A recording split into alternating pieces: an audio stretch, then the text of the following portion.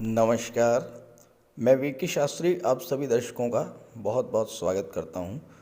फरवरी 2023 का माह समाप्ति की ओर है और मार्च 2023 का महीना आपके जीवन में नई खुशियां, नया सवेरा, कुछ नए और सुखद परिवर्तन लेकर आ रहा है। इस वीडियो के माध्यम से हम आपको बताएंगे कि मार्च 2023 में कर्क राशि के जातकों की कुंडली में क्या क्या ग्रह स्थितियां बन रही हैं, किन किन ग्रहों द्वारा राशि परिवर्तन किया जा रहा है मार्च 2023 में और उसका क्या प्रभाव पड़ने जा रहा है आपके जीवन पर। आपको धन प्राप्ति के और धन संचय के क्या क्या अवसर मिलने जा रहे हैं मार्च में। परिवार, संतान, विवाह और भौतिक सुख सुविधाओं की दृष्टि से कैसा रहेगा आने वाला माह। यात्रा, देशाटन, देवदर्शन, धर्म, अध्यात्म की दृष्टि से मार्च 2023 कैसा रहेगा।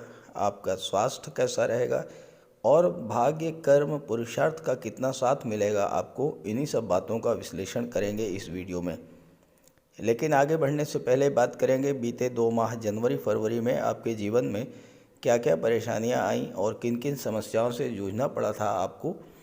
ये विश्लेषण आपकी चंद्र राशि के आधार पर किया जा रहा है और वीडियो के अंत में मैं आपको ग्रहों के उपाय भी बताऊंगा। दूसरी बात, वीडियो के कमेंट बॉक्स में किसी भी अनजान व्यक्ति के द्वारा दिए गए नंबर पर भूल करके भी कांटेक्ट मत कीजिएगा, आपके साथ फ्रॉड हो सकता है। तो ये है कर्क राशि के जातकों की कुंडली। कर्क राशि कालपुरुष कुंडली की चौथी राशि है और राशि के स्वामी हैं चंद्रमा। चंद्रमा के प्रभाव से कर्क राशि के जातक बहुत भावुक और कल्पनाशील होते हैं। भाषा और संवाद कौशल का खास गुण होता है इनके अंदर और अपनी बातों से लोगों को मोहित करने की क्षमता होती है। स्वभाव से बेहद सरल होते हैं, संवेदनशील होते हैं और दयालु होते हैं। हालांकि चंद्रमा की राशि होने के कारण ये रोमांटिक भी होते हैं, लेकिन अपने पार्टनर के प्रति बेहद वफादार भी होते हैं। स्वभाव से दृढ़ निश्चयी होते हैं और अपने साथी को बहुत केयर करते हैं। कर्क राशि के जातक स्वभाव से बहुत स्वाभिमानी होते हैं, अपने सिद्धांतों पर जीते हैं, अंदर से कोमल और बाहर से सख्त दिखते हैं। कुशल कूटनीतिज्ञ और बुद्धिमान तो होते ही हैं, कम परिश्रम में ही सफलता भी प्राप्त कर लेते हैं। कर्क राशि वाले जातक ज़्यादातर मानव संसाधन, नर्सिंग, शिक्षण, बच्चों की देखभाल, पत्रकारिता, पोषण और फूड इंडस्ट्री में सफलता अर्जित करते हैं। पानी से संबंधित क्षेत्र, एयरलाइंस, नौसेना, शिपिंग, टूर एंड ट्रैवल, इन क्षेत्रों में भी कर्क राशि के जातकों को सफलता मिलती है और कर्क राशि के जातक अच्छे प्रशासक और वक्ता भी होते हैं। तो आइए बात करते हैं कर्क राशि के जातकों के जीवन में कुंडली में मार्च 2023 की ग्रह स्थितियाँ क्या हैं। देखिए, कुंडली के चतुर्थ भाव में केतु का गोचर है, एकादश भाव में शनि का गोचर है, सूर्य का गोचर है और बुध का गोचर है। सूर्य और बुध राशि परिवर्तन करेंगे। 15 मार्च को सूर्य भाग्य भाव में आ जाएंगे, बुध 16 मार्च को भाग्य भाव में आ जाएंगे और यहाँ गुरु के साथ युति बनेगी, सूर्य, बुध और गुरु की। इसके अलावा 12 मार्च तक शुक्र गुरु के साथ हैं भाग्य भाव में। 12 मार्च को शुक्र राशि परिवर्तन करेंगे और दशम भाव में राहु के साथ अपार धन प्रदायक युति बनाएंगे। मंगल लाभ के भाव में हैं और 13 मार्च को विदेश भाव में गोचर करेंगे। ये है ग्रह स्थितियाँ। अब आइए इसी का विश्लेषण करते हैं। आगे बढ़ने से पहले बात करेंगे जनवरी और फरवरी में आपके जीवन में क्या क्या परेशानियां आईं, किन किन समस्याओं से आपको जूझना पड़ा और इसके पीछे कारण क्या थे। अक्सर आप लोगों के कमेंट्स आते हैं कि जो बीत गया उस पर चर्चा करने से क्या लाभ। तो मैं आपको बता दूं कि मनुष्य जीवन में पिछले समय की घटनाओं से सीख लेकर ही आगे बढ़ता है। पास्ट में जो हुआ उसी से सीख लेकर मनुष्य अपने में सुधार करता है और असफलता में ही सफलता का मंत्र छिपा होता है। क्यों असफल हुए, क्यों कष्ट मिले, अगर इन चीज़ों की एनालिसिस कर ली जाए तो आने वाले समय में आपको उन कष्टों, उन परेशानियों से बचा जा सकता है। दूसरी बात, ज़रूरी नहीं कि सबके साथ ऐसा ही घटित हुआ हो जो मैं बताने जा रहा हूँ, लेकिन जिनके भी जीवन में उन ग्रहों की महादशा या अंतर्दशा गतिमान होगी, जिनकी चर्चा आगे करने जा रहा हूँ, तो उनके साथ कुछ न कुछ अशुभ जरूर घटित हुआ होगा। और जिनके साथ भी ये सब कुछ घटित हुआ वो कमेंट करके ज़रूर बताएं, ताकि बाकी लोगों को भी ग्रहों के प्रभाव को समझने में मदद मिले।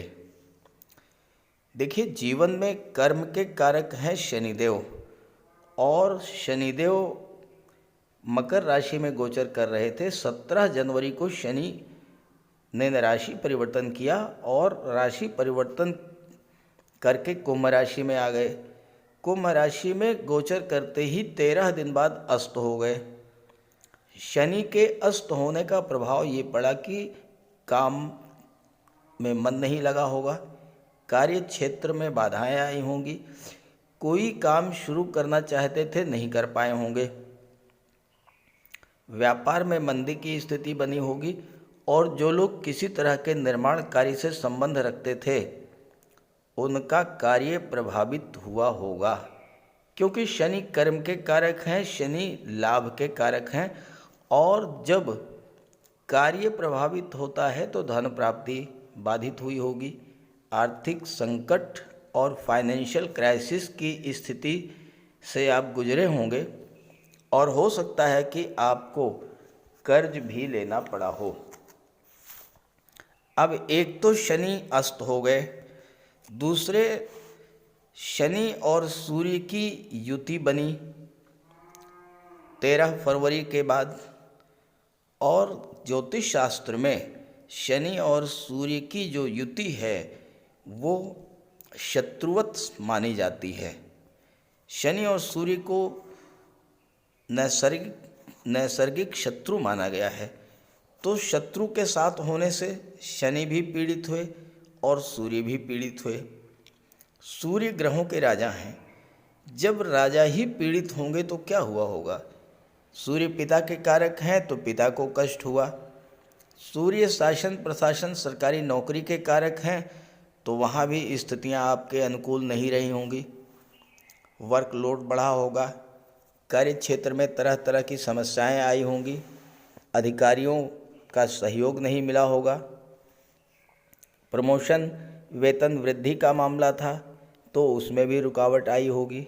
आपका कोई काम सरकारी अधिकारियों से, सरकारी कर्मचारियों से था, उसमें भी बाधा आई होगी। शिक्षा प्रतियोगिता के क्षेत्र में भी रुकावट आई होगी, और आप नेत्र कष्ट, हड्डियों के रोगों से, हार्ट प्रॉब्लम्स, पाचन संबंधी रोग, इन सब समस्याओं से जूझे होंगे। आत्मविश्वास में कमी आई होगी और माइग्रेन की समस्या भी आई होगी। अब जहाँ तक शनि की बात है तो शनि तो पहले से ही अस्त थे, सूर्य के साथ होने से और भी अधिक पीड़ित हुए। शनि कर्म के कारक होते हैं, लाभ के कारक होते हैं, तो शनि के पीड़ित होने का सीधा असर आपके कामकाज पर पड़ा। कार्यों की गति धीमी हुई, कार्यों में रुकावट आई, आपके मन में उत्साह की कमी, और सबसे बड़ी बात फाइनेंशियल क्राइसिस की स्थिति आपके साथ आई होगी। साथ ही साथ शनि के पीड़ित होने के कारण आलस्य, थकान, घुटनों के रोग, जोड़ों में दर्द, मांसपेशियों में पीड़ा, वायु विकार, एनीमिया, ये सब समस्याएं आपके साथ आई होंगी। अब बात करते हैं 2023 में, मार्च 2023 में क्या क्या स्थितियां आपके साथ बनने जा रही हैं।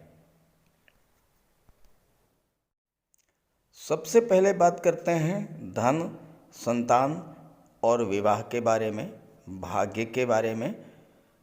तो लाभ के भाव के स्वामी हैं शुक्र। शुक्र धन, वैभव, ऐश्वर्य और सुखों के कारक हैं, और देवगुरु के साथ 12 मार्च तक कुंडली के नवम भाव में गोचर कर रहे हैं। यहाँ पर शुक्र अपनी उच्च की राशि में और देवगुरु अपनी ही राशि मीन राशि में गोचर कर रहे हैं।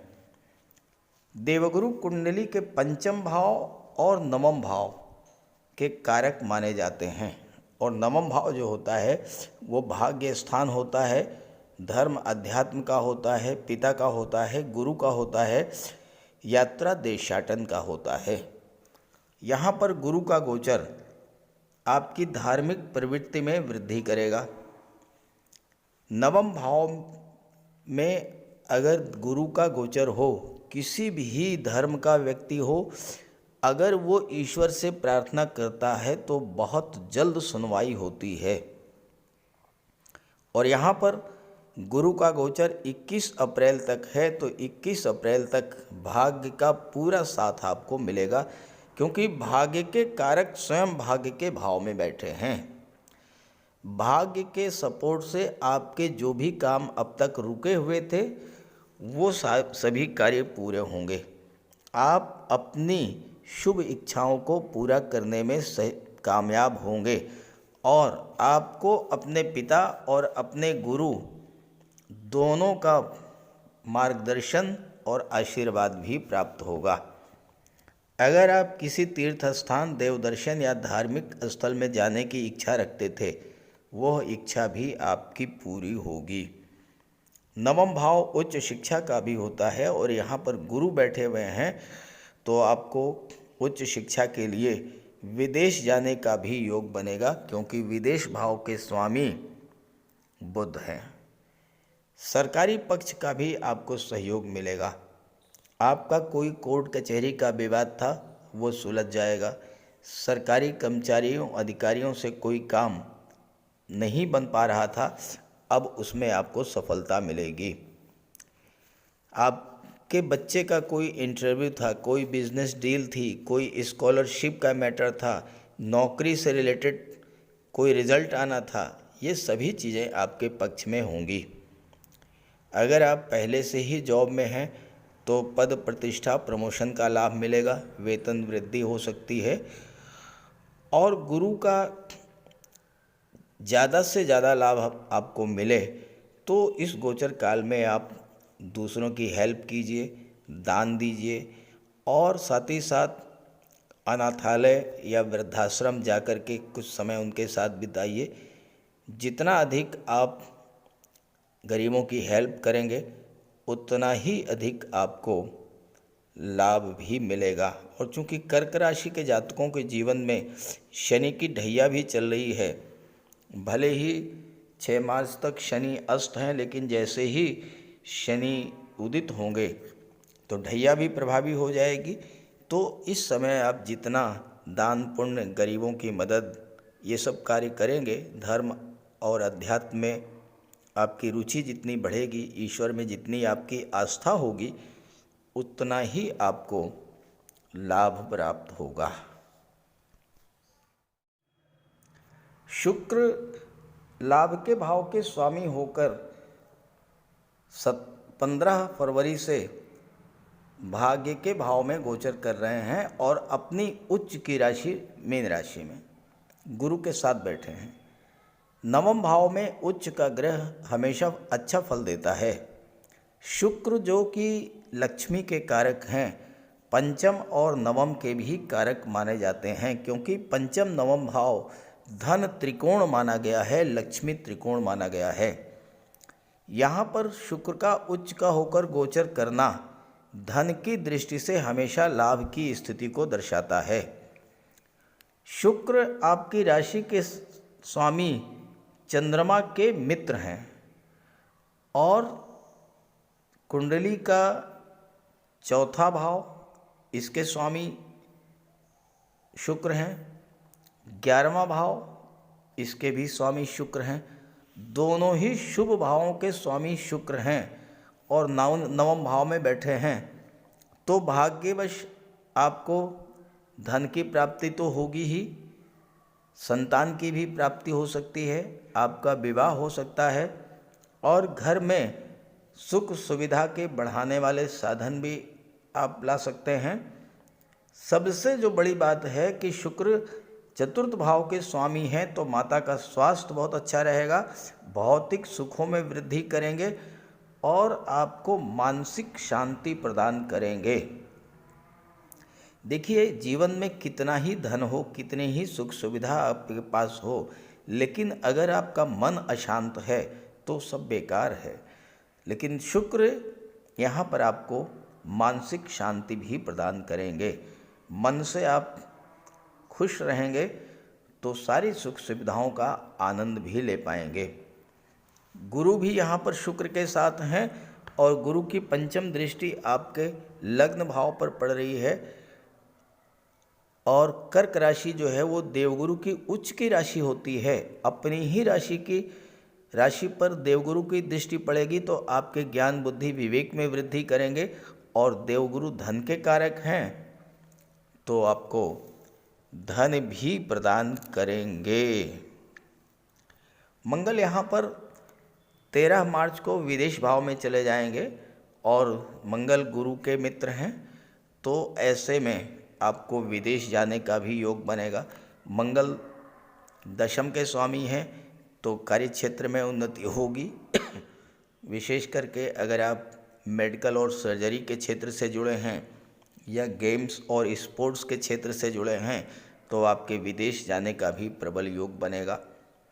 चूँकि मंगल पंचम भाव के भी स्वामी हैं, आपको संतान की भी प्राप्ति हो सकती है इस गोचर काल में। 12 मार्च तक शुक्र का गोचर भाग्य भाव में है। 12 मार्च को शुक्र राशि परिवर्तन करेंगे और दशम भाव में गोचर करेंगे 6 अप्रैल तक। यहाँ पर राहु और शुक्र मिलकर एक ऐसा योग बनाएंगे जिसे अपार धन योग कहा जाता है। देखिए, राहु क्या है?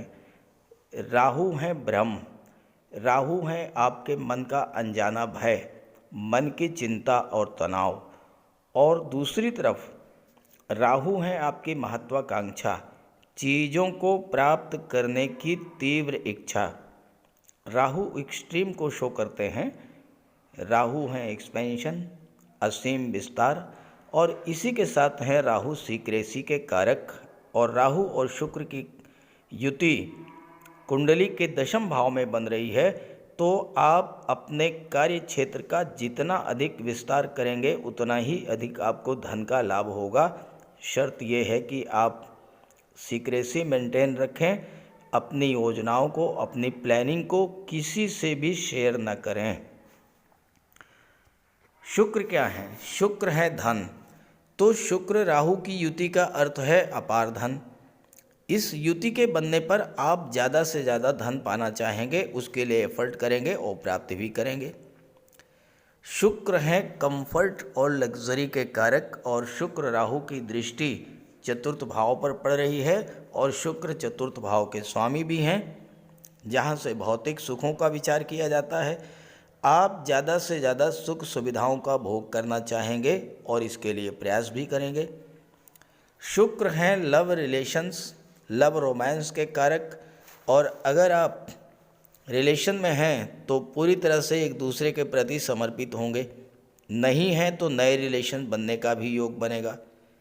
राहु हैं डीप अटैचमेंट, लगाव, धन के प्रति, परिवार के प्रति, मित्रों के प्रति, भौतिक सुख सुविधाओं के प्रति, और शुक्र राहु की युति इस लगाव को और अधिक बढ़ाने वाली होगी। तो प्रश्न ये है कि इस युति का पूरा लाभ कैसे प्राप्त करें। राहु को एक्टिवेट करें, शुक्र स्वतः एक्टिवेट हो जाएंगे। कार्यक्षेत्र का विस्तार करें लेकिन अपनी योजनाओं को सीक्रेट रखें, किसी से शेयर ना करें। राहु है विदेश के कारक, विदेश जाने का योग बनेगा। अगर विदेश में है तो वहाँ से प्रचुर धन प्राप्त होगा। राहु हैं ऑनलाइन एक्टिविटीज़, ऑनलाइन प्लेटफॉर्म, अपनी कला, अपनी स्किल का प्रदर्शन ऑनलाइन प्लेटफॉर्म से कीजिए। अपने कार्यक्षेत्र, व्यापार का विस्तार विदेश यानी मातृभूमि से दूर जाकर करने का प्रयास करें। अपने व्यापार, अपने प्रोडक्ट, अपनी कला का प्रचार प्रसार ऑनलाइन मीडिया से करें। और साथ ही साथ जो लोग शुक्र की चीज़ों से music, art, film industry, glamour industry, modelling, TV serial के क्षेत्र से जुड़े हैं, उनके लिए भी अपार धन प्राप्ति का योग बनेगा। अब ये योग आपकी कुंडली के दशम भाव में बन रहा है, जहाँ से आपके जॉब, कैरियर और प्रोफेशन का विचार किया जाता है। शुक्र अत्यंत शुभ और सौम्य ग्रह हैं, तो आपको कार्यस्थल पर कार्य करने का बहुत अच्छा माहौल मिलेगा। कल तक जो लोग आपके विरुद्ध पॉलिटिक्स करते थे, आपसे ईर्ष्या रखते थे, आपको नीचा दिखाने का प्रयास करते थे, वही लोग आपके ज्ञान, बुद्धि, विवेक, मीठी वाणी और मधुर व्यवहार के वश में होकर आपके मित्र हो जाएंगे। गुरु भाग्य भाव में है तो आपको दैवी सपोर्ट भी मिलेगा। ईश्वर खुद आपकी मदद करेंगे। बॉस और सहयोगियों का पूरा साथ मिलेगा और आप अपने लक्ष्य को प्राप्त करेंगे। इससे कार्यस्थल पर आपके मान सम्मान में वृद्धि होगी और आपको इसका पुरस्कार भी प्राप्त हो सकता है। शुक्र की दृष्टि चतुर्थ भाव पर पड़ेगी। आप नया घर, नई गाड़ी ले सकते हैं या का मकान का डेकोरेशन करा सकते हैं। आपका विवाह भी हो सकता है। घर में कोई मांगलिक उत्सव भी हो सकता है। अब बात करते हैं छात्रों के बारे में, सरकारी नौकरी के बारे में, भाग्य और पुरुषार्थ के बारे में और विदेश के बारे में। देखिए, सूर्य और बुध का गोचर भाग्य भाव में 15 मार्च को होगा सूर्य का, और 16 मार्च का होगा बुध का, और यहाँ पर गुरु हैं। सूर्य, गुरु और बुध तीनों का त्रिग्रही योग भाग्य भाव में बनेगा। अब तीन ऐसे ग्रह जो कि ज्योतिष शास्त्र में ग्रहों के राजा, ग्रहों के सेनापति और ग्रहों के महामंत्री माने जाते हैं, जब एक साथ भाग्य भाव में बैठेंगे तो भाग्य भाव को प्रकाशित कर देंगे। सूर्य, बुध, गुरु, सन, जुपिटर, मरकरी। अब जो जातक सूर्य से संबंध रखते हैं, शासन प्रशासन, राजनीति, न्यायिक सेवा, विदेश सेवा में है, या जो जातक बुध से संबंध रखते हैं, banking sector, finance sector, education sector, marketing, insurance, या जो मीडिया और कम्युनिकेशन से जुड़े हुए हैं, जो जातक IT sector, computer communication management से जुड़े हुए हैं, या जो गुरु से संबंध रखते हैं, शिक्षक हैं, काउंसलर हैं, लीगल एडवाइज़र हैं, वकालत के क्षेत्र में हैं, फाइनेंशियल एडवाइज़र हैं, ऐसे सभी जातकों का भाग्य इस समय पूरी तरह से साथ देगा। और चूंकि सूर्य धन भाव के स्वामी हैं, धन की प्राप्ति होगी, धन का संचय होगा, परिवार की वृद्धि होगी, परिवार में किसी सदस्य का विवाह होगा या किसी सदस्य का संतान की प्राप्ति होगी। बुध चूंकि विदेश भाव के स्वामी हैं और बुध पराक्रम भाव के स्वामी हैं, अगर आप विदेश जाना चाहते हैं तो विदेश जाने का प्रबल योग बनेगा। विदेशी व्यापार में उन्नति देखने को मिलेगी, क्योंकि बुध व्यापार के कारक हैं। नई नई बिजनेस डील्स मिलेगी। साथ ही साथ अगर आप ऑनलाइन बिजनेस, ऑनलाइन एक्टिविटीज़ से जुड़े हुए हैं तो बुध पराक्रम भाव के स्वामी होकर पर भाग्य के भाव में बैठे हुए हैं, तो भाग्य पुरुषार्थ दोनों ही आपका साथ देंगे। नवम भाव भाग्य का होता है। सूर्य के प्रभाव से आप अत्यंत भाग्यशाली होंगे। आपके पुत्र और आपके पिता को भी इसका लाभ मिलेगा। नवम भाव का सूर्य आपको यात्राएं भी कराएगा। आप किसी तीर्थ यात्रा, देवदर्शन, देशाटन पर जा सकते हैं। सूर्य की दृष्टि, बुध की दृष्टि, गुरु की दृष्टि तीसरे भाव पर पड़ेगी, पराक्रम भाव पर। नवम भाव बड़ी यात्राओं का होता है, तीसरा भाव छोटी यात्रा का होता है। अगर आप गवर्नमेंट जॉब में हैं तो आपका ट्रांसफ़र भी हो सकता है। हालांकि भाग्य का साथ मिलेगा तो आप मनचाही जगह ट्रांसफ़र करा लेंगे। परिवार से आपका लगाव बढ़ेगा। लेकिन नवम भाव में सूर्य पिता से संबंध खराब कर देते हैं, तो इसका उपाय करें, पिता का सम्मान करें, भूल करके भी अपने पिता का अपमान ना करें और पिता के स्वास्थ्य का विशेष ध्यान रखें। सूर्य राजा हैं, आपको अद्भुत नेतृत्व क्षमता प्रदान करेंगे और अगर आप राजनीति में हैं या किसी मल्टीनेशनल कंपनी में हैं, आप लोगों का नेतृत्व करेंगे। आपके अधीन सैकड़ों हजारों कर्मचारी काम करेंगे। सूर्य आपको धन बहुत प्रदान करेंगे और जो धन आपको मिलेगा वो अपने परिवार पर, सामाजिक कार्यों पर, धार्मिक कार्यों पर खर्च करेंगे। आपको विभिन्न वाहनों का सुख मिलेगा और धन की कमी तो आपको बिल्कुल भी नहीं होगी, क्योंकि धन के बारे में पर्याप्त चर्चा मैंने पहले ही कर दिया है। आपके पास आलीशान भवन, नौकर चाकर, सरकारी आवास, वाहन, ये सब आपको प्राप्त हो सकते हैं। अब यहाँ पर गुरु छठे भाव के स्वामी हैं। छठा भाव क्या होता है? सरकारी नौकरी का होता है। बुध विदेश भाव के स्वामी हैं। सूर्य भाग्य भाव में बैठे हैं और द्वितीय के स्वामी हैं। तो जो जातक कॉम्पिटिटिव एग्ज़ाम्स की तैयारी कर रहे हैं, सरकारी नौकरी के लिए प्रयासरत हैं, उन्हें सरकारी नौकरी का योग तो बनेगा ही। विदेश सेवा में या किसी विदेशी कंपनी में, किसी मल्टीनेशनल कंपनी में आपको जॉब मिलने का प्रबल योग इस समय बन रहा है। भूमि, भवन, वाहन और प्रॉपर्टी की बात किया जाए तो इसके कारक होते हैं मंगल और शनि। शनि निर्माण के भी कारक होते हैं और शनि अष्टम के भाव में बैठे हैं। 13 मार्च को मंगल विदेश भाव में गोचर करेंगे और इस समय शनि भी उदित हो चुके होंगे और शनि से पंचम पर हैं मंगल और मंगल से नवम पर हैं शनि। त्रिकोण का संबंध बन रहा है शनि और मंगल के बीच में। जब दो ग्रह एक दूसरे से त्रिकोण पर होते हैं तो दोनों ही ग्रह एक दूसरे को एक्टिवेट कर देते हैं। दोनों ही ग्रह अपने अपने कारक तत्वों से संबंधित फल देते हैं। जिन जिन भाव के स्वामी हैं उन भाव से संबंधित फल आपको प्रदान करते हैं। अब मंगल की बात करें तो मंगल दशम के स्वामी हैं और पंचम के स्वामी हैं। दशम और पंचम के स्वामी होकर के विदेश भाव में गोचर कर रहे हैं। मंगल ब्लड और सर्जरी के कारक होते हैं। जो जातक मेडिकल और सर्जरी के क्षेत्र से जुड़े हैं या गेम्स और स्पोर्ट्स के क्षेत्र से जुड़े हुए हैं, उन जातकों को विदेश जाने का योग बनेगा। मंगल डिफेंस सर्विसेज के कारक होते हैं और पंचम के स्वामी हैं, जो कि शिक्षा और प्रतियोगिता का होता है और मंगल की दृष्टि भी पंचम पर पड़ रही है। तो जो जातक आर्मी, एयरफोर्स, नेवी, मिलिट्री या पुलिस विभाग में, टेक्निकल फील्ड में, इंजीनियरिंग के क्षेत्र में या फायर रिलेटेड एरियाज़ में हैं, वहाँ पर उन छात्रों को नौकरी मिलने का प्रबल योग बनेगा।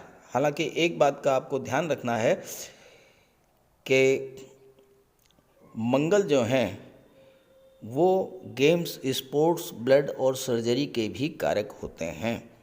मंगल इसमें एक्टिवेट हैं, शनि से त्रिकोण पर हैं, शनि अष्टम भाव में बैठे हैं, तो स्वास्थ्य का आपको विशेष ध्यान रखना होगा।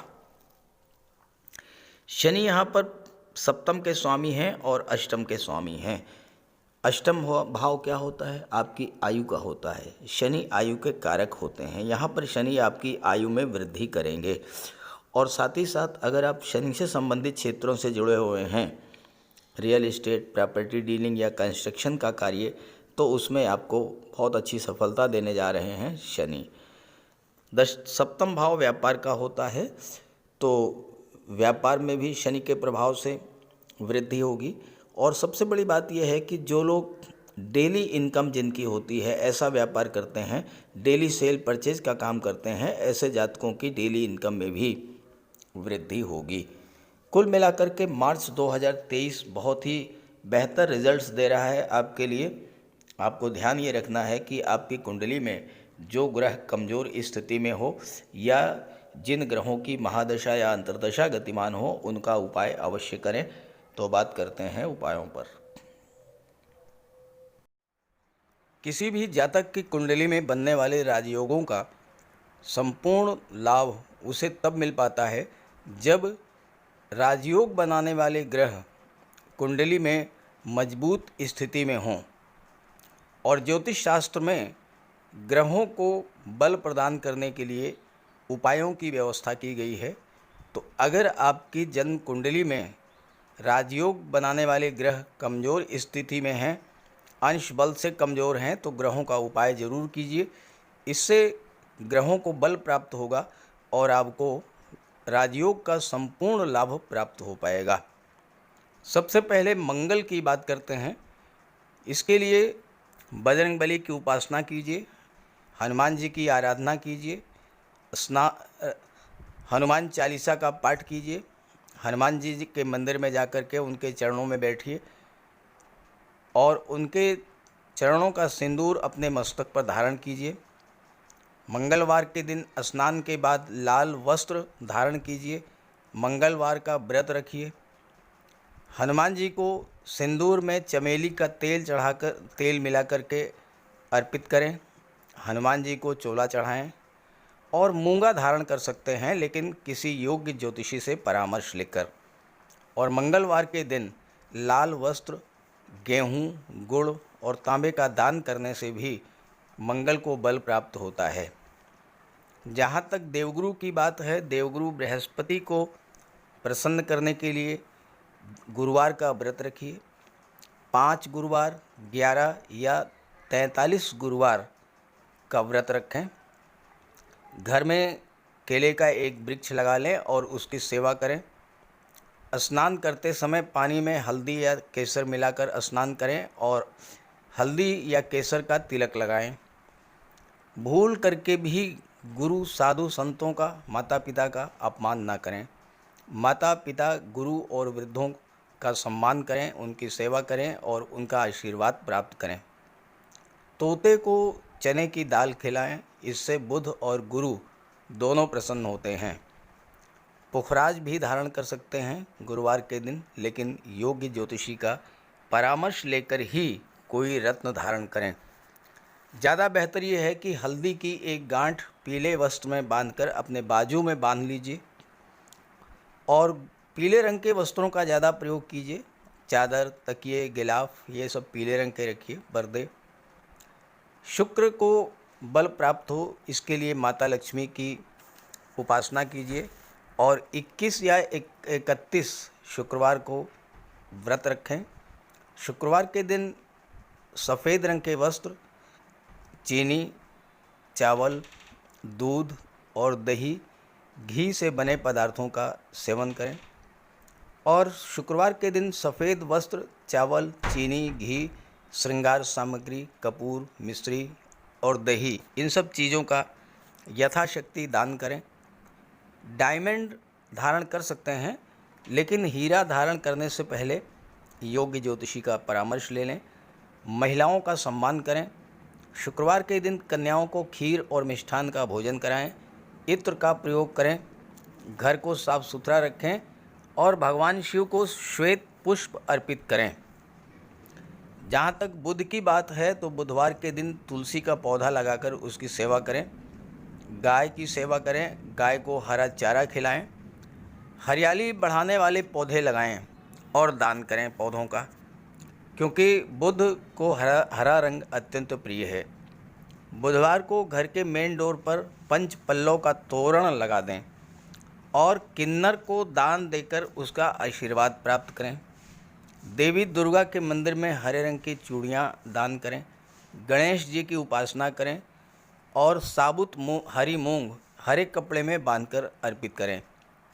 बुधवार के दिन हरे रंग के रुमाल, मोजे और टाई का प्रयोग करें। ओम बुम बुधाय नमः इसका एक माला जाप करें। पन्ना धारण कर सकते हैं, लेकिन परामर्श के बाद किसी योग्य ज्योतिषी से। और ना तो झूठ बोलें और ना ही किसी को अपशब्द कहें। जहाँ तक शनिदेव की बात है, तो कम से कम 19 और ज़्यादा से ज़्यादा 51 शनिवार का व्रत रखें। पीपल के वृक्ष के नीचे सरसों के तेल का दीपक जलाएं शनिवार के दिन। शनिवार के दिन एक प्याले में, एक कटोरी में सरसों का तेल लेकर के उसमें अपना चेहरा देखिए और फिर उस तेल को दान कर दीजिए। उड़द से बनी पंजीरी, पकौड़ा, चीला, बड़ा, इन सब का सेवन करिए। सरसों के तेल में बने भोज्य पदार्थों का सेवन कीजिए। शनिवार के दिन कंबल, जूता, चप्पल, लोहा, काला तिल, काला उड़द, काले वस्त्र और जटा वाले नारियल दान दें। नीलम धारण कर सकते हैं, लेकिन नीलम धारण करना किसी योग्य ज्योतिषी से परामर्श लेकर धारण करें, क्योंकि नीलम रंग से राजा भी बना देता है और कभी कभी अगर नीलम आपके लिए शुभ नहीं हुआ तो राजा से रंक भी बना देता है। इसलिए नीलम का प्रयोग बहुत सोच समझ कर करें। ज़्यादा बेहतर ये है कि आप गरीबों की हेल्प करें। कोई भी गरीब, लाचार, असहाय, दिव्यांग व्यक्ति आपके पास आता है, मदद कीजिए यथासंभव और किसी भी गरीब व्यक्ति को कष्ट ना दें। साथ ही साथ ऐसे कार्य ना करें जो कि शनिदेव को पसंद नहीं है। शनिदेव को छल, कपट, झूठ, फरेब, बेईमानी, आलस्य ये सब पसंद नहीं है, तो ऐसे कार्य मत कीजिए।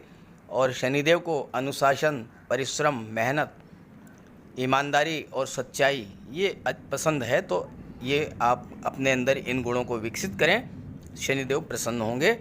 तो उपाय ज़रूर कीजिएगा, इससे आपको लाभ होगा। नमस्कार।